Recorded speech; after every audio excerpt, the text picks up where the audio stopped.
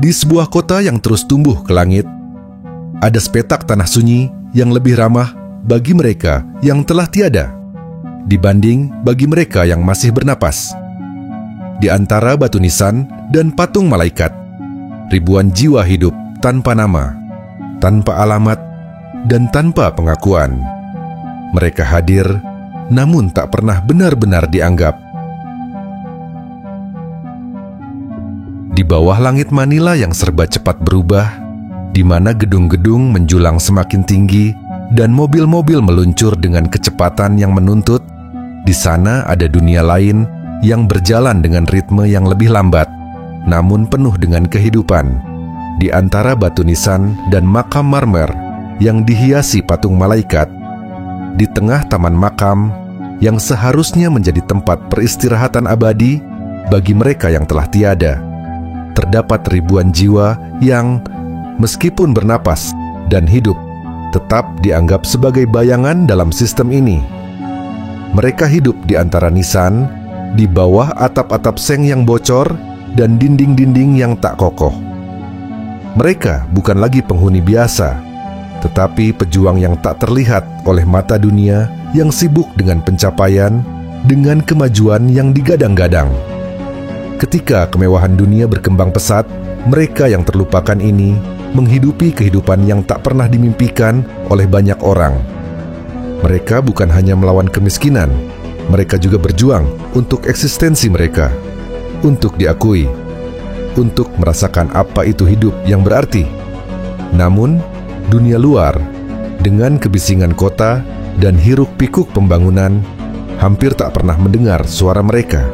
Bahkan terkadang tak pernah memberi tempat bagi mereka dalam percakapan tentang masa depan. Mereka adalah bagian dari cerita yang tidak ingin diceritakan, wajah-wajah yang tak ingin terlihat. Namun mereka tetap ada, mereka tetap hidup. Pada siang hari, saat matahari mulai terik dan menyinari batu-batu nisan yang dingin, kehidupan mereka berjalan dengan cara yang tidak lazim. Mereka yang tinggal di pemakaman ini memulai hari mereka dengan cara yang sederhana. Mereka memasak dengan kompor minyak di bawah pohon tua yang hampir tak tampak dari luar. Dapur-dapur mereka, yang lebih mirip warung kecil di tengah lorong-lorong pemakaman, mendendangkan suara berisik panci dan sendok yang saling beradu. Anak-anak bermain layang-layang di antara kuburan. Tidak ada yang menganggapnya aneh, karena bagi mereka, ini adalah dunia mereka. Dunia yang penuh dengan keterbatasan, namun tak pernah kehilangan harapan.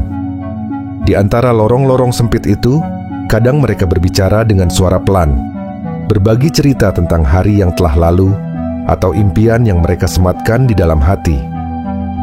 Setiap percakapan adalah benih dari masa depan yang belum terwujud. Setiap tawa adalah suara kehidupan yang tak mau kalah oleh kesedihan. Meskipun mereka hidup di dalam keterbatasan yang parah, mereka membangun ikatan. Mereka membangun komunitas. Mereka yang hidup di antara nisan ini adalah contoh nyata tentang bagaimana manusia, meskipun dihadapkan pada ketidakadilan yang sangat besar, tetap menemukan cara untuk bertahan dan berharap. Di samping makam yang penuh dengan nama-nama yang telah lama terlupakan, mereka membangun dunia mereka sendiri.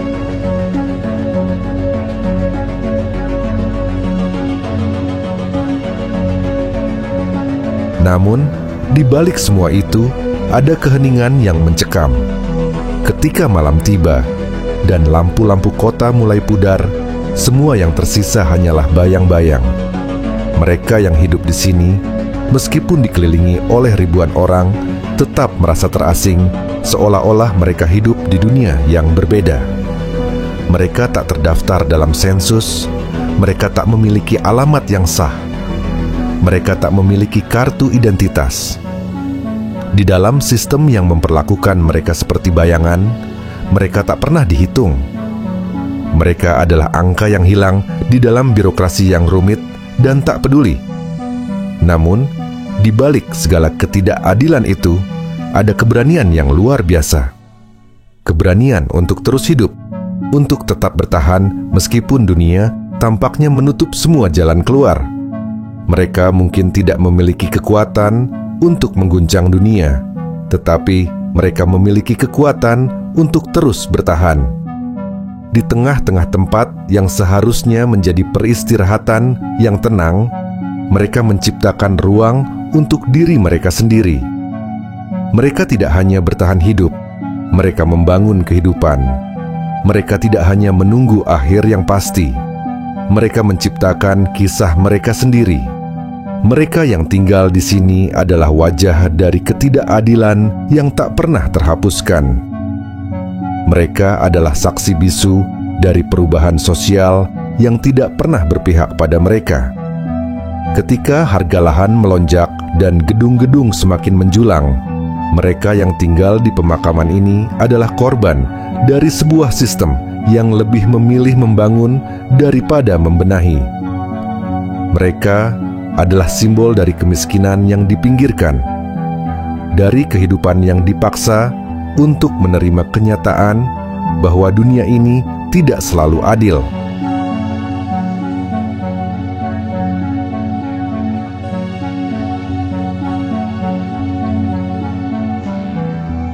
Di tengah semua keterbatasan itu, kehidupan tetap berjalan dengan ritme yang tak bisa dipaksakan oleh siapapun. Setiap pagi datang tanpa janji, namun mereka menyambutnya dengan rutinitas yang hampir selalu sama. Mengisi air dari drum bocor di ujung blok, menyapu halaman kecil di samping pusara, dan menata dagangan seadanya yang digelar di atas meja lipat di antara makam. Bagi mereka, tak ada perbedaan antara lorong makam dan gang permukiman. Semua adalah ruang hidup. Semua adalah jalan yang mereka lintasi setiap hari dengan langkah yang pelan, tapi pasti. Anak-anak membawa tas lusuh berisi buku dan pensil tumpul, bukan untuk pergi ke sekolah, tapi menuju tempat belajar darurat yang dibentuk oleh relawan, atau kadang oleh warga sendiri yang dulunya pernah duduk di bangku sekolah sebelum keadaan memutus langkahnya. Di sebuah sudut, seorang ayah duduk di depan makam yang disulap menjadi teras rumah. Hari-hari di pemakaman bukanlah tentang duka yang membungkam, tetapi tentang cara mereka mengubah kesunyian menjadi rutinitas yang bermakna. Mereka mengenal satu sama lain, saling menyapa tanpa basa-basi yang berlebihan. Karena di sini, semua orang punya cerita yang tak perlu dijelaskan terlalu panjang. Mereka tahu bahwa hidup mereka serupa, dan karena itu, solidaritas tumbuh bukan dari belas kasihan, tapi dari pengertian. Tak ada taman bermain, tak ada ayunan, tapi ada canda tawa. Itu cukup. Di ujung jalan kecil, seorang remaja menyusun botol-botol plastik bekas hasil pungutan hari itu. Ia akan menjualnya esok pagi, berharap cukup untuk membeli beras dan minyak goreng. Tak ada yang memintanya bekerja. Tapi ia tahu, di tempat ini, menjadi dewasa bukanlah pilihan. Itu kebutuhan. Malam datang tanpa banyak suara. Di sini, malam bukan sekadar waktu untuk tidur, tapi juga waktu untuk berjaga. Sebagian orang khawatir akan keamanan. Sebagian lain sekadar ingin menikmati udara yang sedikit lebih sejuk setelah siang yang menyengat. Lampu-lampu kecil dari bohlam seadanya menyala redup di antara petak-petak rumah yang dibangun menempel pada makam tua. Cahaya itu tak cukup untuk menerangi semua sudut, namun cukup untuk memberi rasa bahwa mereka tak sepenuhnya gelap. Dan di dalam rumah-rumah kecil itu, perbincangan tetap hidup. Tentang harga beras yang naik, tentang anak tetangga yang jatuh sakit, tentang rencana pindah, jika nanti ada rezeki lebih. Tapi, semua tahu, pindah bukanlah perkara mudah. Karena bagi banyak dari mereka, pemakaman ini bukan lagi tempat tinggal darurat. Ini sudah menjadi rumah. Tempat yang, walau penuh ironi, telah memberi mereka ruang untuk bertahan.